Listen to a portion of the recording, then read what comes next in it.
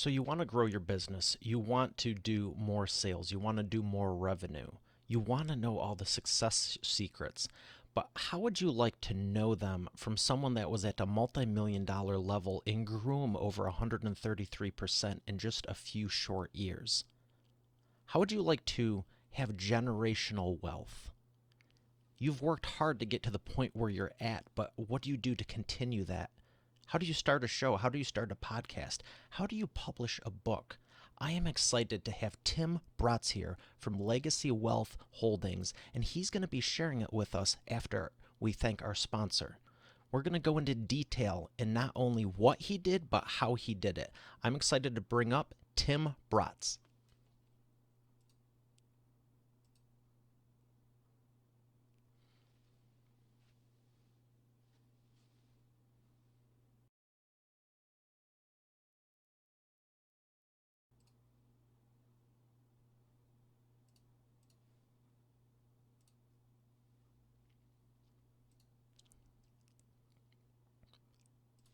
Here he is, ladies and gentlemen, Mr. Tim Bratz. Tim, how are you doing today? Doing awesome, Mario. Thanks for having me, buddy. Appreciate it. I am so excited to learn what you know because it's not only impressive, but it's so needed. There's a lot of successful people out there such as yourself, but not many of them have your background where they can be teaching how to be doing this for down the road in generations. I mean, it's great to build a successful company, but what do you do for your children's children and your family? And I'm excited to dive in what true wealth really is and how to keep it for generations. So what Sure. inspired you to start all this?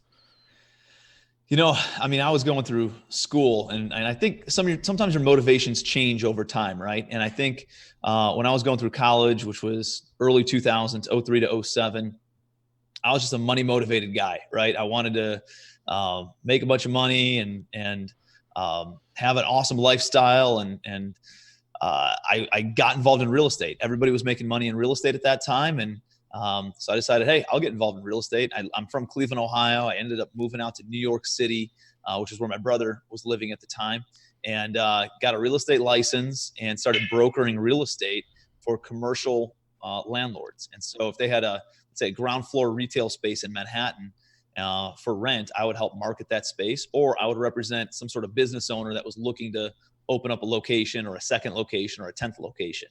And man, I just remember being in that world and just learning a lot about investments and building real long-term wealth. And specifically, the first deal I ever did, the first transaction I ever closed in New York, was a 400 square foot retail space in Greenwich Village.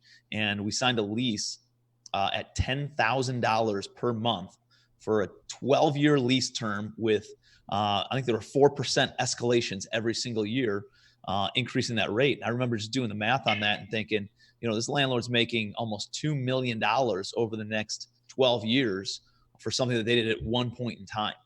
And that didn't include the other, 7 retail storefronts or the 15 stories of apartments above it. And I thought, man, I'm on the wrong side of the coin. I need to be owning real estate instead of brokering real estate. And that whole idea of residual income and passive income and doing something once and getting paid on it over and over and over again, and owning assets, things that other people would pay for that you own, and long-term creates that generational wealth, So I was sold out on real estate and just went down this path of learning everything I possibly could about building wealth instead of just getting rich. Does that make sense? It absolutely does. And you have so many expert authority insights in there. I just want to expand on some of those because you're talking about ongoing income, passive income, residual income, doing something one time. And there's a lot of people who I hope that they realize what it is, because it's that, from a banking term, compounding interest, like you're saying, 4% over 10 years. In 400 square, I don't know about you. I grew up in Detroit, Michigan, where EA Studios is at, but 400 square feet is not the largest thing on the face of Earth. And you're saying 10,000 a month? Yep.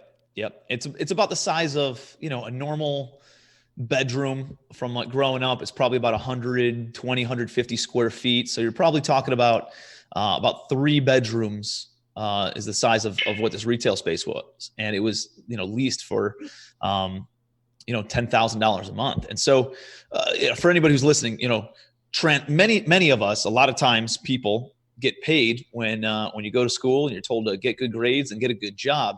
You are being taught how to go and earn transactional income. Transactional income is trading your time for money. You go and do something once, you get paid on it once. In order to get paid on it again, you have to go do it again, keep on showing up. And again, you're trading time for money. Residual income is doing something at one point in time and then getting paid on it over and over and over and over again, regardless of you having to do the work for it. You don't have to do the work for it. You did it at one point in time and you get paid on it over and over again. Passive income is income that you generate without having to do anything, right? Is there true passive income? I don't know. You hear guys like Gary Vaynerchuk saying there's no such thing. There's very real ways to earn passive income. If you're layering it with a business that runs itself, that you have the right people and processes and things in place, systems in place to operate that, and then you layer it with residual passive income producing assets, which is kind of what I've done. So it's allowed me to work as much as I want to work or as little as I want to work because I have the right teams and assets that I built up. And that's the way to do it. So how did you make the transition from all you cared about was the money and you were just out of college and everything, like you were saying, to was there a point where you saw something bigger and you go, wow, I can really do this and help so many more people than just myself? Absolutely. And I think it comes to a point where I'm a broke college kid, right? All I want to do is just make money and try to take care of myself first. I remember I've read a lot of books on happiness and personal development, all those kinds of things. And I remember a statistic I heard was like, once your basic needs are being met, you have food on your table, you got clothes on your back, you got a roof over your head, your family and people you care about are safe and protected and healthy. There's no difference in level of happiness, whether you make, let's say, $50,000 a year or $50 million a year. But once your basic needs are met and you're at that $50, maybe $75,000 a year range, and then everything's just about fulfillment, right? It's about making an impact, making a difference is really what the variable was in people who were either happy or unhappy above that income level. So once you know that you got food on the table and a roof over your head, then it's all about making an impact. And that's kind of, I didn't realize that. I think your goals change as your achievements change and as life changes, and you have, I didn't have kids. I didn't have a wife back then, right? Now I do. And so my reasons for doing what I do are a little bit different because I'm taken care of financially now. But now, I truly believe that wealth is it's like sunshine, right? There's plenty of sunshine out there. You, Mario, getting sunshine doesn't take any sunshine away from me. And I think wealth is the exact same way. I can educate people on how to go out, build wealth. Wealth can be created. It doesn't just transfer. You can just generate wealth if you have a good idea and you implement it, or you buy assets and you build a property next door to another property. Guess what? The property that you build has value. Property next door now has more value, right? And now all of a sudden you're creating wealth out of nowhere. And so I truly believe there's an infinite amount of wealth, just like there's an infinite amount of sunshine. And for me, I started building a business. I come from the residential real estate realm. I was flipping houses, wholesaling houses. I started buying a couple single family rentals, built up a little bit of a business with some business partners. We had about 150 units. That partnership ended up dissolving. We decided to liquidate everything, and just been doing my own thing for the past 4 years now. So since essentially August of 2015, I've just been focused on building up, my assets, right? And even in real estate, I was doing a lot of transactional stuff because I think a lot of people get into real estate because they want to build that wealth, but then they say, hey, I need to go and stockpile a bunch of my own cash in order to be able to acquire some of those properties. And the reality is you don't really need to do that. There's plenty of money on the sidelines where people would passively invest in your project. And if you're a really good operator, you can marry it up without having to bring any of your own money to the table and help provide a ton of value for them. It helps you get into some more deals and start really building some wealth that way. And that's what I've done. So I said, hey, I'm doing a lot of transactional flips and I'm making money and I'm able to, keep food on the table. But at the end of the day, I'm not building wealth. And about 2 years ago, I had a few hundred apartment units built back up and was still flipping about 80 houses a year, and realized that 90% of my wealth came from owning and holding real estate versus flipping it. And so I came into the office on Monday. I said, hey guys, we're not doing any more flips. We're only buying and holding apartment buildings, which is what we do. And you fast forward, it's amazing when you make a declaration to the universe, how the universe kind of turns around and responds to you. Because all we saw then was apartment buildings that popped up. We didn't even see single family houses anymore. And what you focus on really does expand. And so So are you focused on commercial real estate exclusively now? Yes. So a lot of people say, hey, I focus on real estate. Real estate's not a focus. Real estate is an industry, right? People who say they focus on real estate, that's way too broad of a focus. So I just focus on commercial real estate, and then I focus on apartment buildings, which is a smaller asset class, and then I focus on A and B class areas of apartment buildings that are in good school districts, good areas, not luxury, but not, C or D class kind of areas. And then I only focus on value add, which means I don't buy things that are already totally good to go and existing management. And, I buy stuff that's very distressed, things that need a lot of work physically, and they need better management as well. So I've taken this industry and I've narrowed it down to a very, very precise niche. And what I found in business is the more niche, the more rich, right? The more wealth you can create, the more focused you are. And, you liken it to doctors or physicians. You go to a general physician who can do a little bit of everything, but they're not an expert at anything. They make good money. They make whatever it is, 150 grand a year. But if you go to the best heart surgeon in the entire world or the best neurosurgeon in the entire world, they can demand whatever price that they want. You're paying them multiple seven figures for their services because they're the best and they're that much more niche. And a lot of people think, hey, but then I'm passing up on all this other money out there and all these other opportunities. No, you make more money the more focused you are. Because other people can also refer you, and that's why I love teaching everyone about the expert authority effect, because like you've specified it to a degree where people now know what you're known for, know what to refer you to, and even in your own business, I love when you said that. Real estate is an industry, and that's true, because one of the things I take my clients through, or audiences if I'm speaking, is through the marketing message. They go, well, I can help people do X, Y, Z, and it's so general, it's not specific enough, and it's like, any business saying, yeah, I'm a roofer, I can help you fix your roof, I'm an auto body shop, I can do collision work. It's like, well, I'd hope so. The doctor who does everything under the sun. No. If you want to stand out and be the expert authority in your industry, you need to be known for that one thing. Exactly. And that's what people are referring you to. So when you were saying that, I was smiling, because from a marketing standpoint, think about how much easier that is just for your messaging to tell people. You're always clear on it, aren't you? Yeah. And I'm not the biggest landlord or property owner in Cleveland, Ohio. I live in Cleveland again now.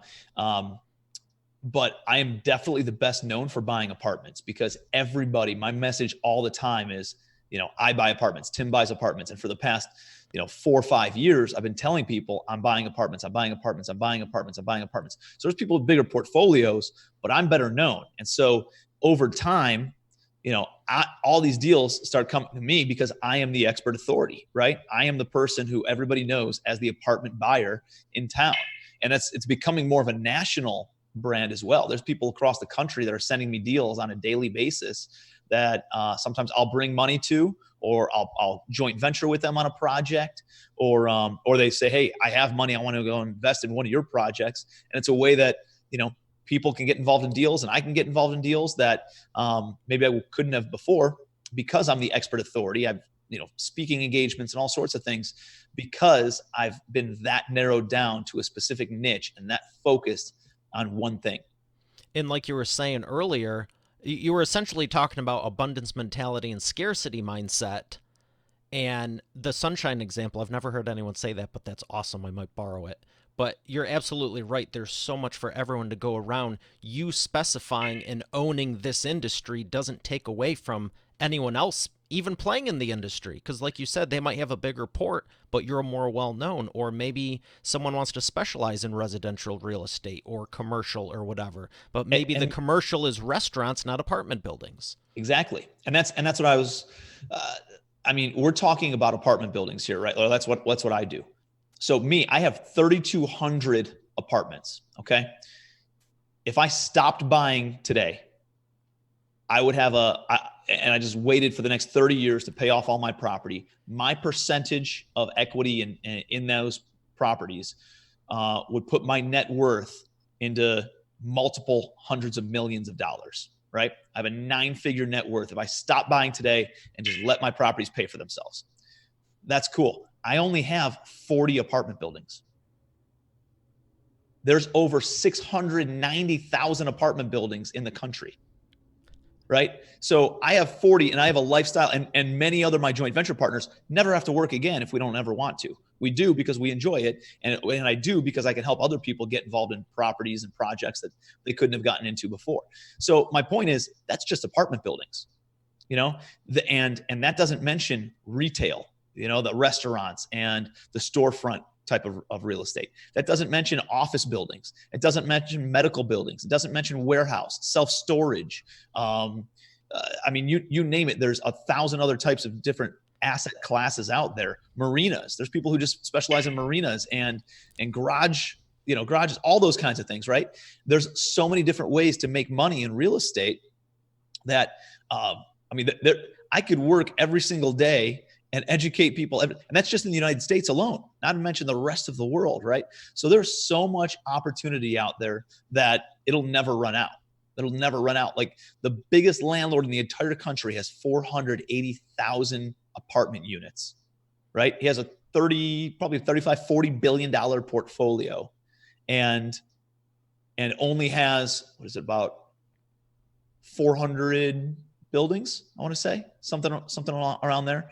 Or maybe it's 4,000. I don't know. Yeah, maybe 4,000 buildings. Still, there's 700,000 buildings, right? That's the biggest person in the entire world, the biggest landlord in the entire world. So there's plenty of opportunity out there. And to think that just because there's a few people out there doing a lot of deals, you don't need many buildings. I can show you how just a small, 40 or 50 unit apartment building can change your financial future forever. You're worth many millions of dollars, and it can kick you off residual income, 6 figures on an annual basis just from doing one deal. Now imagine doing 50 of those. Imagine doing 5 of those. Imagine doing 2, right? And the kind of legacy that you can build because you have an asset that kicks off cash flow. Somebody else is paying down the principal on it, and you're able to then pass that asset down to your heirs or sell it, give away the money, donate it to charity, whatever your heart desires. That is some great wisdom right there, because you're talking down the road, and like you started off with, you're not trading time for, well, depending who you ask, you're always trading time for money, but it's better to be trading $100,000 an hour for that hour versus $10 an hour or whatever. And that'll continue to pay you $100,000 a year forever, even though you don't have to go spend that time again. So I do agree with your statement. You're always kind of trading time for money, but if you can do it in a passive or residual way, just make sure it's a whole lot of money for that hour. Mm-hmm. Right. So as far as the apartments, are you saying that those are like the best investment you can be making, or have you found it just works best for you and what you It works best for accomplish? me. Yeah. I mean, I know people who make a lot of money in real estate in many different facets of real estate. The ones who make the most money are very focused on whatever that asset class is. When I say asset class, I mean, I know people who just do Airbnb rentals, and that's all that they do. I know people who just do, resorts and hotels, and I know people who just do gas stations. I know people who they're the best at what they do. They're the expert authority in their field. And so those are the opportunities that come across them. And when you become the expert, it's very hard for people to pull wool over your eyes. So for me to say that, apartments is the best investment class, somebody else might think that, hotels are more insulated and less risk than apartments are because they know it better than they know apartments. I know apartments better than I know any other asset class. So it's very difficult for somebody to, pull the wool over my eyes when buying an apartment building. And so it's very low risk for me because that's the industry and the asset class that I'm very comfortable with and that I've, dedicated a decade of my life to studying. So let's talk about who you help and how you're helping them. Are you working a lot with, would you say you help more the people looking for the apartments to buy, or are you working more towards the investors that you want to partner with? Yeah, so great question. So I'm kind of like bigger than a lot of the small investors, but I'm not some institutional hedge fund or real estate trust. So about 18 months ago, I was approached by an education company. I've been approached by a lot of different education companies to go do some stuff, but I didn't like the sleazy run to the back of the room with your sales, with your credit card sales techniques.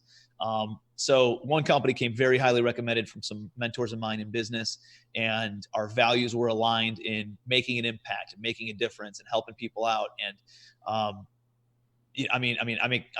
compared to what I make in real estate, what I make in the education side is infinitesimal, right? It's less than 10% of what I make in real estate.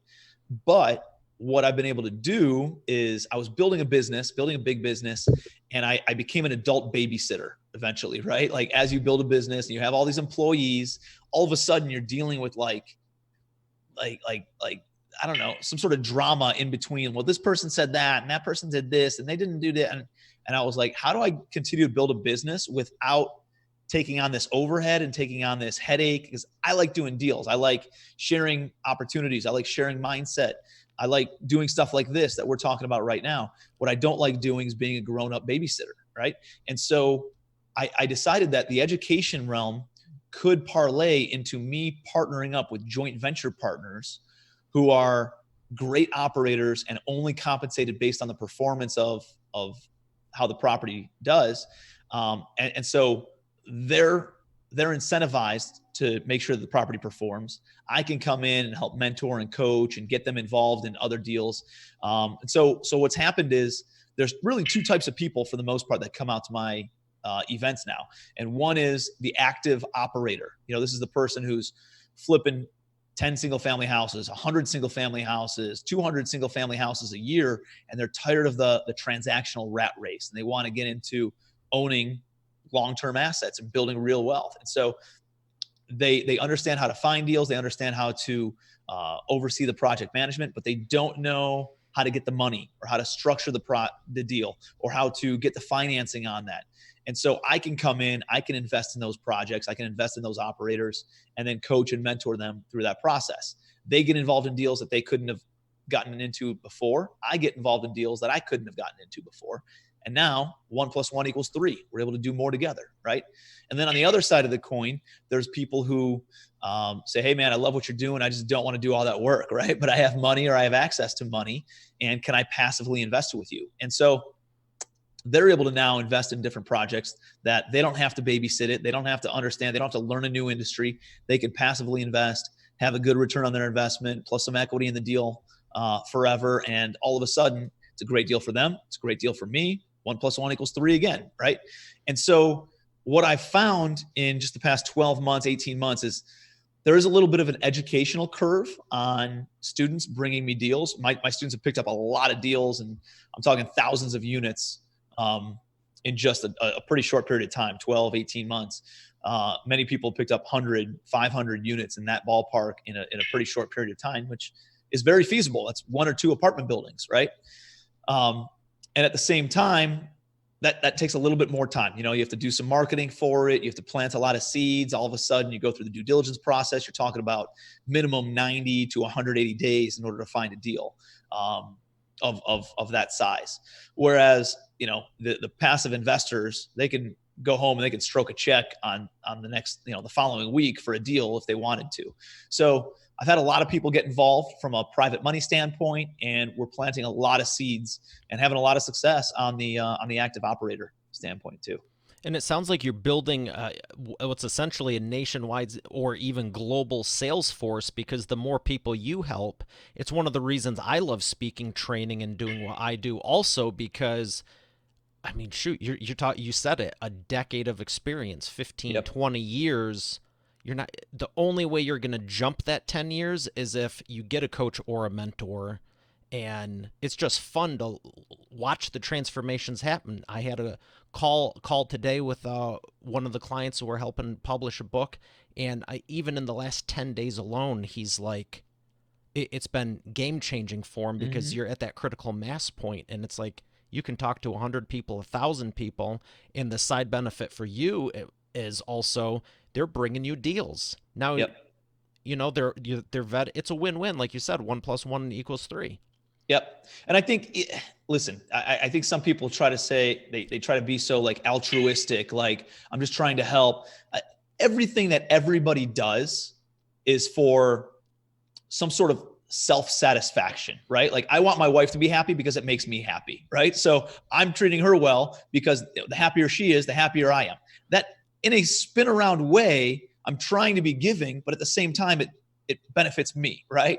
Like, so I don't think it's fair, like to look at somebody who's going out and educating and sharing stuff with people like you or me, to say, hey, it's all about giving. It is about giving because that's where that's kind of stuff that feeds my soul, but it also benefits me, right? And I don't think that's unreasonable for There's anybody nothing to wrong say that with it that's at all. The whole right. the You're whole making enough of an impact. You're bringing enough value to the community and to society that you should be compensated, right? And Yeah, whether that's the that's whole capitalistic system. And when you were talking about it right. earlier, saying I like finding the distressed properties, everyone loves the shiny thing that looks pretty and all of that. But you know what? There's nothing more fun than taking something that most people would write off as broken, and you go, watch what I can do. Mm-hmm. I love it. And I then you love it. make And it something, take something and build it out of nothing. It's the creator in all of us. That's why mm-hmm. people take wood. That's why they take paint, glass etchings, clay. It's how do they build cars? Someone had an idea and said, "Well, let's see, we'll figure it out." That's Mm-hmm. entrepreneurial spirit at its best, and I love it. Yeah, I love it. And then the other value is that think about the ripple effect, man. You're going around and talking to crowds of hundreds of people, thousands of people. If each of them made an impact on five other people from something that you shared, think about the ripple effect that creates. And each of those people make an impact on two or three other people because of something that you shared with somebody who shared it with them, and then they can make it like all of a sudden, I mean, you read about like the book, The Richest Man in Babylon. Babylon was the wealthiest city in the history of the world, right? Why? Because everybody knew the basic principles of building wealth.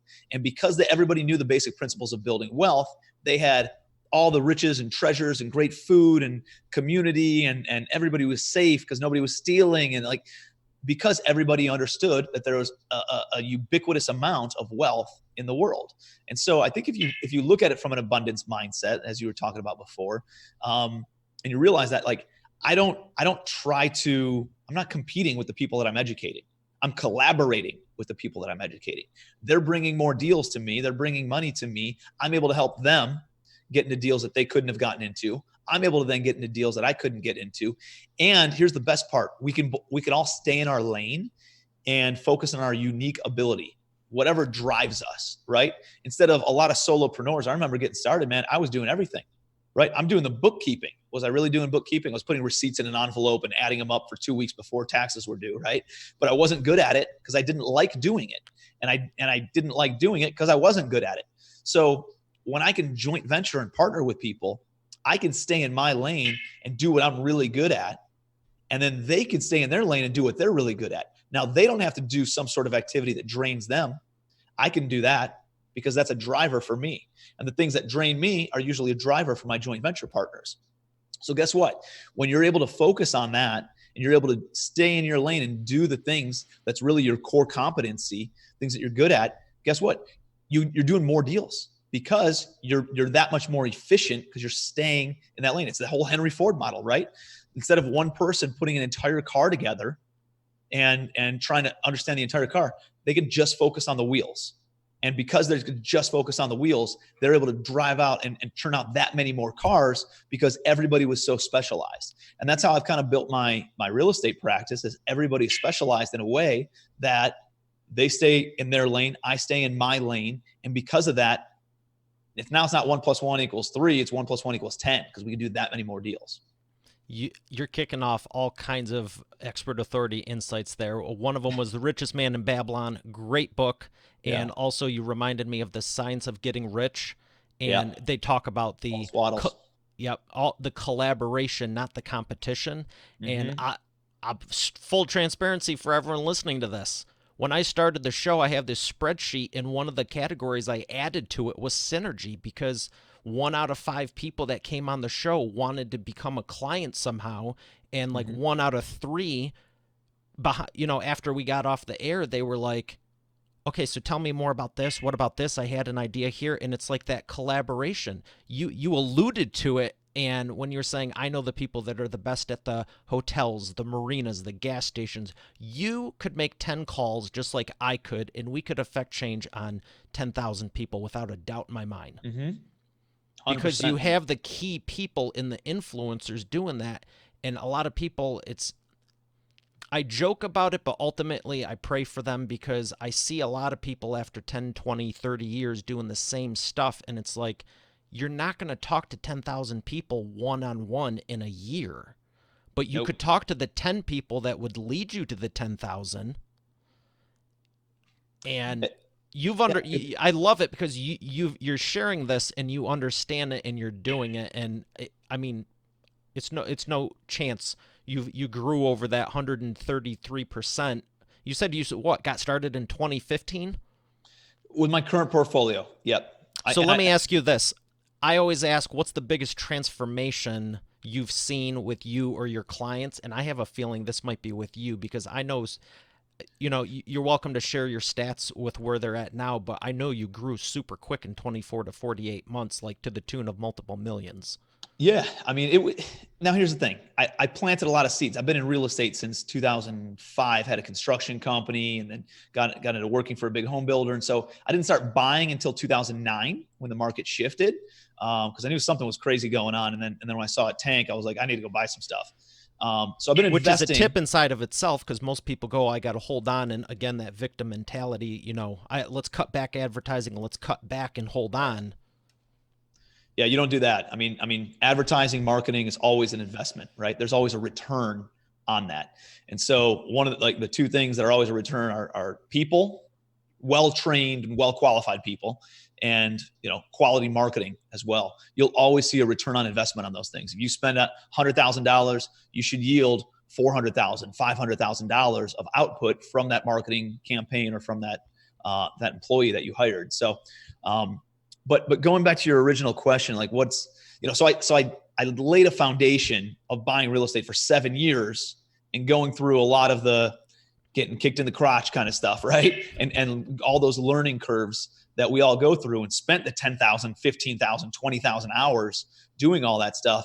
And then when my partnership with those guys liquidated and dissolved, I could go in. I already knew how to make money, right? If you took all of Donald Trump's money away right now, he knows how to go out and make money. He'd have his $10 billion back within a couple of years, because he knows how to do it already.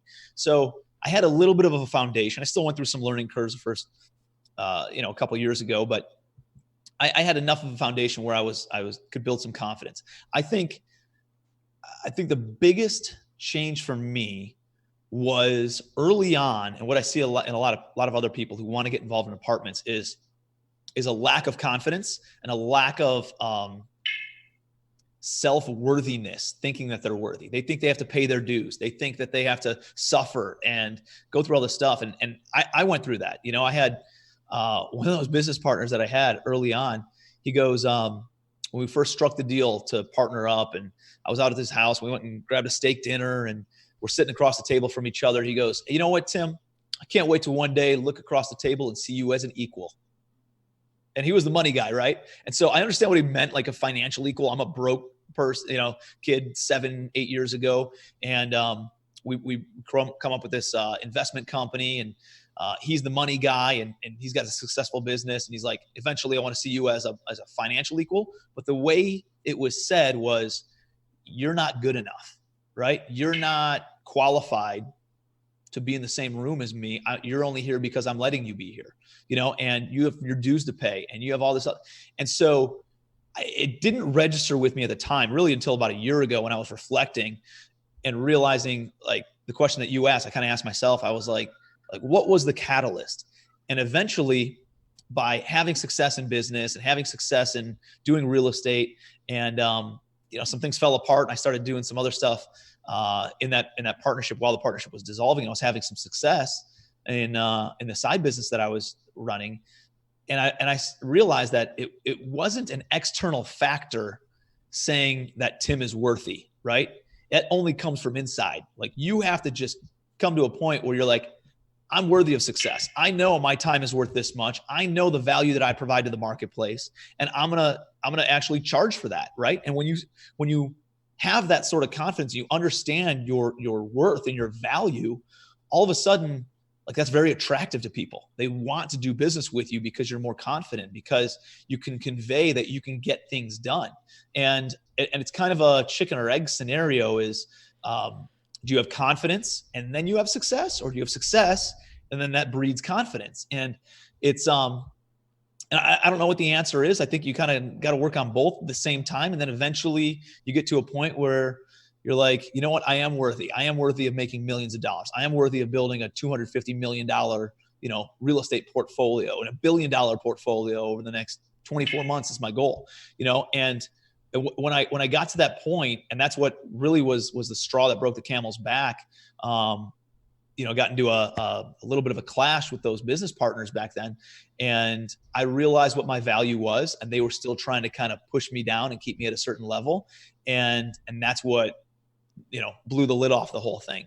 And, it seemed like a setback at the time, but really a massive, massive opportunity, and really a set up, right, for what was to come. And just kind of let me spread my wings and do my thing. And it all came from that confidence. And so some of it was internal, and then just getting plugged around groups of successful entrepreneurs, plugging into masterminds, right? Having a mentor saying, dude, you're worth more than what you think you are, right? And letting somebody else breathe a little bit of that confidence and inspiration into you can really help out your level of confidence as well.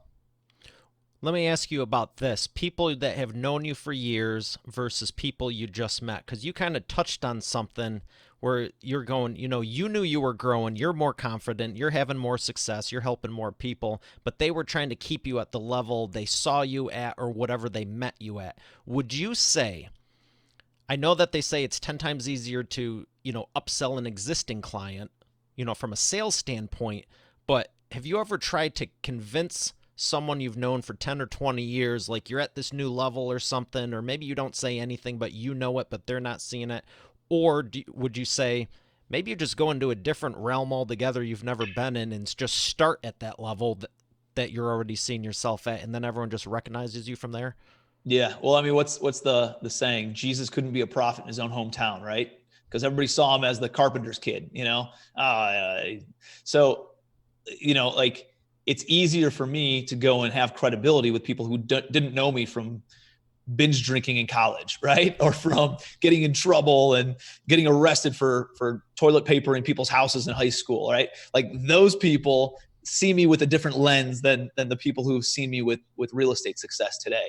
I can tell you this, that very dear friends of mine, friends I've known for 20 years, went to high school, middle school, elementary school together. Most of them have still, like, seeing my success. Some of them are coming out of the woodwork a little bit, but most of them still haven't even asked me about real estate. Hey, Tim, how do I do that? Hey, Tim, how do I get involved? Hey, Tim, can I plug into one of your events? Hey, Tim, like, give me some insight. Like, a couple of guys have, but most of my friends have not. And it's real. Including my brother. My brother hasn't even. I offered, come on out to an event. And sometimes you want it more for them than they want it for themselves. And a mentor of mine, Jim Rohn, once said, like, you can carry maybe one person, maybe two people on your back, but as soon as they put a third person on your back, man, you can't walk anymore, right? And so they got to want it for themselves. And all I can do is offer. All I can do is put it out there, let them know I'm here. Um, Just and continue being the they're example still for good them. friends. Say that again. Just continue being the example for them. Yeah, and hopefully when the time's right, they'll know that they can approach me. Now that being said, going back to where I thought you were going to take this question was something called crab mentality. Are you familiar with crab mentality at all? Have you ever heard that? Very much so. Crab mentality is the way that they catch crabs is they'll take a cage and they'll drop it to the bottom of the sea or the ocean or whatever they're in, and they'll put a little bit of bait in the middle of the cage. There's no top to the cage. So when they put it there, all the crabs then climb up into the cage, and then in, and they start eating the bait. And when the other crabs around them see that crabs are climbing into the cage, that something must be going on. And then more crabs climb into the cage, and then more crabs, more crabs, more crabs. And it's just a crowd kind of mentality. And then here's what the crazy part. What happens when all the bait is eaten is all the crabs just stay in the cage. And if one of the crabs realizes that there's no more bait in the cage and they start climbing up the wall, the other crabs feel so uncomfortable with the status quo that they start pulling that crab back down into the cage to the point where they'll rip its limbs off and even kill it because of how uncomfortable that they feel. Now, isn't that reflective of what happens to a lot of us as we have more and more success in business and in life, right? There's people who are out there that it's not about you and the success that you're having, but it's about them taking that mirror and turning it on themselves and looking at themselves and reflecting, saying, I'm not where I want to be, or it's making them feel uncomfortable because you are pursuing your dreams, your goals, your aspirations, and it makes them uncomfortable about not pursuing theirs. And so what they do is they try to pull you down. They try to rip your limbs off. They try to, kill you if it comes to it. And for me, if there were ever people in my life that fell into that category, they were completely disassociated with. So there's no room for that, right? You cannot have negative people. You cannot have people in your life that try to drag you down. You can do all these positive things in life to try to progress, right? Stop watching the news and reality TV and start reading books and start doing all these other things that are going to progress you. But if you don't eliminate the negative things, you're going to stay at the same status quo, right? As much as you're pushing here, this is pulling you down, you're going to stay level. You got to eliminate the negativity and increase the positivity and the progressive type things in order to really advance. And I see a lot of people who want to advance, but they can't because they got to keep these negative people in their life and they're not willing to just cut ties. And for me, man, I mean, it's, if you're not with me, you're against me kind of a thing. Right. And I promise you that you will be taken care of if you support my dreams and you support my goals. But if you're not, and you want to, you're negative and you're draining and you try to tear me down and rip me apart and insult me for no reason, just because you're uncomfortable and in what you're not accomplishing, like that, there's no room for that in my life. And so everybody falls into one of three categories: increased association, decreased association, and disassociation. So increased association, guys like you, Mario, people who are on the same path, have a common future, right? Not just a common past. Decreased association, those are typically people who they're not, they're around, they're not fully supportive, but they're not pulling you down either. They usually have the same last name as you, right? You can't totally cut ties. That's decreased association. And then disassociation is all those negative people, all the crab mentality that's out there. There's no room for it, man. In social media, if people are negative, dude, I block them immediately. Now, that's not to say that if it's a constructive criticism or if it's a supportive, thought-provoking question or something that could be a valuable debate, I love that. I love people who are actually thinking and conscious about those kinds of things. But if it's just negative and you're just trying to tear somebody down, dude, defriended, blocked immediately. So 2 things about that. I agree 100%. As far as Facebook, I actually have something that's called the newsfeedEradicator, and I loaded it with inspirational quotes instead of just random stuff, and absolutely unfollow the people so it's not popping up in yours constantly. The other thing, I think what you're saying is, because I'm getting a sense for you, and if it's like me, you don't want the negative around, but you're not you're, correct me if I'm wrong, but you're also not saying just get rid of people that are negative one or two times. You're talking about the people who are consistently doing it, not Yeah. someone has a bad week or they're looking for help, or Yeah. you're talking just the vampire toxic people who that's like their MO. 100%. Yep. I mean, there's some people who have a bad day, who have a bad week, who have a bad year, right? And that's not to say that they're bad people. Like I was very broke 7 years ago, right? But I tried to stay positive. I would never rip other people down because of the shortcomings that I was having personally. And, uh, I don't think, where you are right now defines you as who you are as a person, right? It's just where your temporary state is for the time being. Yeah, And I heard a so, long time ago where you are today is who you were, not who you are. interesting. I like that. Who Yeah, you are today is who you were, not who you are. And I'm going, ooh, who do I want to be 3 months from now? What, that's a great. who do I have to be, not just what do I have to do? I love that. That's really And someone powerful. smarter than me said that. I'm not sure who. Maybe we can look it up. I'll get in the show Yeah, notes on the website. But yeah, one last question before we go. yeah. Quoted by Mario Fachini. Hey, I think it's yours now, man. I'm not going to do that. There's, I've read hundreds of books and all kinds of stuff. I have a couple. One I did come up with it must be official. It's in my first book. It's instead of trying to be so, instead of trying to get everyone's attention, why not be so captivating they can't look away? Mm, And that was for video marketing for business owners. And that one I did come up with. I was eating ice cream on the I like couch when that. I wrote it. Um, So one more question before we go to the sponsor. Who would you love to have lunch or dinner with that you haven't met yet? They still have to be alive. I'll add that caveat on this one. But who is someone you just love to learn from that you haven't had access yet? Um, Probably. Do they have to speak English or no? Don't care. I have no discrimination against someone. If you like them, you like them. I would say somebody who's I'm trying to think of like a massive influencer. Yeah, somebody at the top of their game, doesn't have to be in business, could be in politics, could be. Uh, I'd like to meet Trump. I'd also like to meet Clinton. I've heard they're very captivating personalities from everybody who's met either of them, and I know several people have met both of them, and said they're very interesting personalities. And so, just out of a curiosity standpoint, otherwise, I'd probably like to meet, I don't know, somebody who's like LeBron James. LeBron James is from Cleveland, right?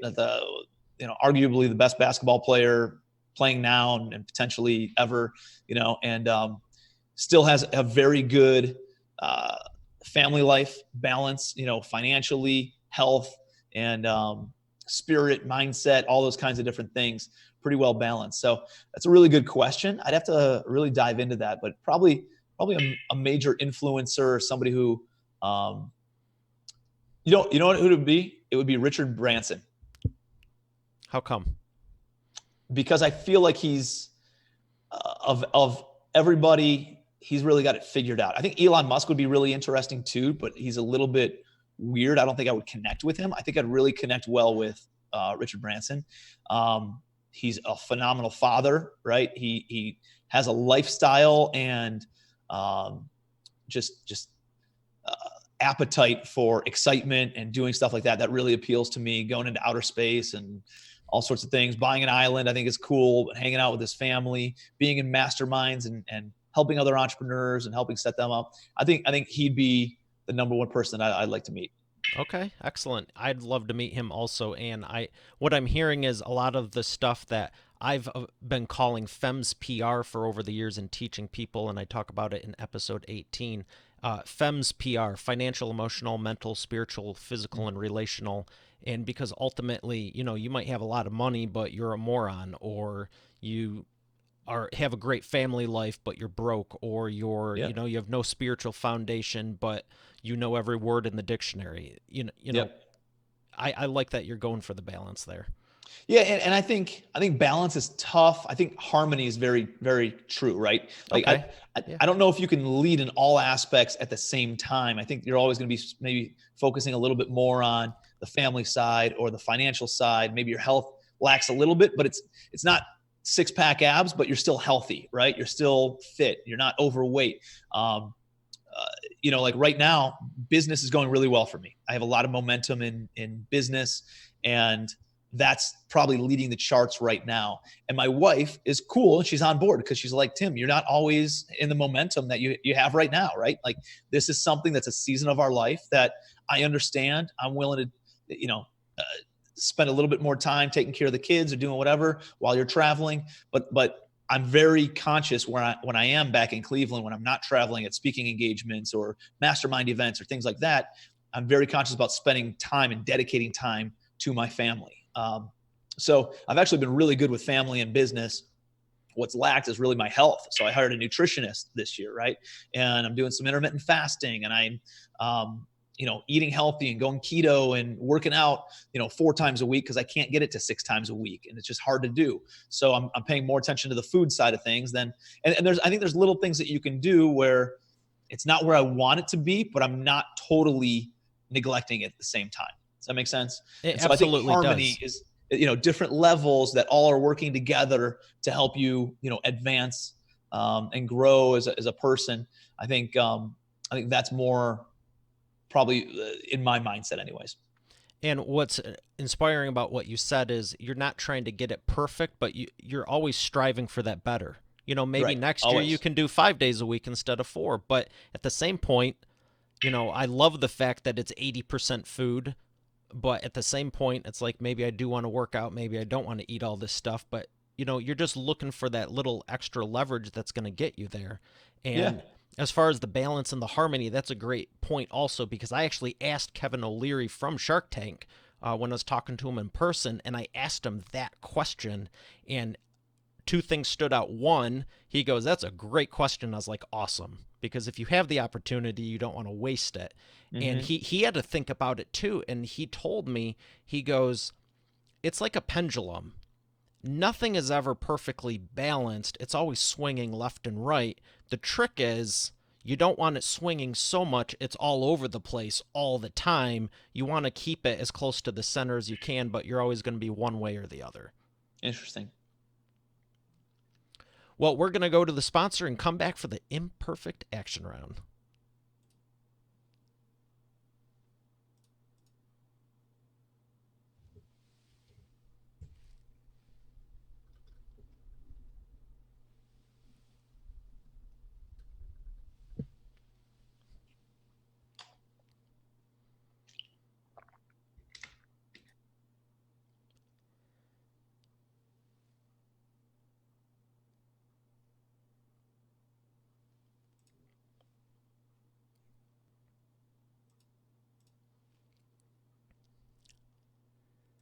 All right, we are back with the Imperfect Action round. Tim, are you ready to take Imperfect Action? Let's rock and roll. First question, what's the fastest path to the cash? Fastest path to the cash in real estate, it's probably wholesaling. So that's contracting a good deal and then selling the contract to somebody else who's actually going to buy it. It's no risk, none of your own money, none of your own credit, and you can actually assign the contract and sell the contract to buy the property at a certain price point and make a really good chunk of change inside 30 days. So if I was broke right now and I had to make money in 30 days, like 5 figures or more, I'd be wholesaling. Is it possible to do 6? Yeah, very possible. Depends on the deal. I have a deal right now that I'm working on. That's a 7-figure, multiple 7-figure wholesale fee. And it's not you buying the building or anything. It's just you're negotiating a wholesale deal and you're going to sell it. Yeah, I contracted some land and got the zoning changed and approvals in place and all this stuff. And we were going to go and build 300 apartments. And somebody came to us and offered us $4 million more than what we're into the property for, than what we're into the land for. And so when that comes, $4 million is a lot of money, especially at the peak of a market. And sometimes you just take the money instead of waiting 2 years to build the asset, right? And so we're taking the money. It's going to give me additional liquidity, and I have enough deal flow where I can go and find other deals. Yeah, you can always get another apartment building or do it down the road. Yeah, very easy to wholesale apartment buildings for 6 figures. If you're talking single family, you're talking 10, 15, 20 grand. And I know some people who are making way more than that, So, and I'm talking just from like a single deal, right? So if you can get 10 of them going a month, I got a buddy who does 40 a month and averages about $12,000 per deal. And so he's making about $500,000 a month just in wholesale fees. Not bad for starting off. Not bad. All right, number 2. What is the biggest problem you see your prospects making and the fastest way they can fix it? I would say trying to do 100% of the work themselves, trying to keep 100% of the equity in a deal and thinking from a scarcity mindset. I'm telling you, you can do way more deals. You can get involved in way more projects, have much better quality of life, and be much happier if you take a quarter of a watermelon versus 100% of a grape. Right? There's a lot more juice in the squeeze in a quarter of a watermelon. And that's what happens when you focus on your unique ability and just stick to what your core competency is. And then you partner up with A players that can balance the things that maybe you're not as good at, right? And there's things that you can lead in that partnership with that they're not very good at. And so it's creating those strategic partnerships and realizing you can do more as a collective group than you could, the sum of the parts or the individual parts, whatever that quote is. I totally get what you're saying, and that's a great tip because I like that. Too many people go on small deals and they just get good at it, therefore they get stuck at it. And I've told people for years, don't get stuck in startup mode. For sure, be willing to do whatever it takes, but doesn't mean you have to be doing it 10 years later. Yep. Number 3, what is the best way to maximize customer lifetime value? Customer lifetime value. I think having long-term mentality. I think a lot of people are just short-sighted and they're worried about, what is my income, right? What am I going to make this month? And the difference that I've learned in, being poor and being wealthy and studying poor people and studying wealthy people is that poor people focus on what is my income? How much money am I making actually this year or in this finite amount of time? Whereas wealthy people focus on net worth. And I think it's essentially boiled down to that short-term versus long-term mentality. And if you focus on long-term, like every decision that I make essentially sets me up for a long-term success. So I will not make a decision based on short-term shortfalls where I am today if it's not the best decision I can make from a long-term perspective. So I'm always trying to make decisions in everything, team, buildings that we're buying, deals that I'm doing, spending time with my family, spending time on my health, but like doing all those kinds of things based on long-term vision, just instead of short-term. Love that. What is a book you'd recommend that has really helped you? Yeah, I would say, there's all the classic personal development books like Think and Grow Rich, How to Win Friends and Influence People, Magic of Thinking Big, Richest Man in Babylon. I think one that not a lot of people have read that has played a massive part in my life, been super impactful, is a book called 12 Pillars by Jim Rohn. It's a very short book. It's about 100 pages. You can knock it out in a day or two. And it's packed with profound principles on how to just build and develop a better life. It's amazing. Excellent. I'll make sure that's on the show notes on eainterviews.com for your specific page. And where would you like people to learn more about you at? I'm pretty active on social media. Come and connect with me on Facebook. And I'm pretty active on Instagram now and just got that account rolling, and pretty active on LinkedIn as well. So I put out a lot of free content on social media. I have a podcast, LegacyWealthShow.com. It's all about making money, keeping money, and then getting your money to make more money for you. So that's cool. And then, I do some coaching. If anybody wants to learn a little bit more about that, they can go to commercialempire.com as well. But social media is usually the best place to connect with me. Excellent. Well, Tim, it's been an absolute pleasure, and I appreciate you for sharing. You've definitely given a lot of expert authority insights. I appreciate it, Mario. Thank you for all the value you provide, man, over and over again. So really value you, and you're causing that ripple effect, buddy, like we talked about earlier. So keep doing what you're doing. You're making a big impact on the world. So thank you. Well, I do appreciate that. Thank you so much. All right, Expert Authority World, we got another great episode here today. I will see you on tomorrow's. Have a great day, and God bless.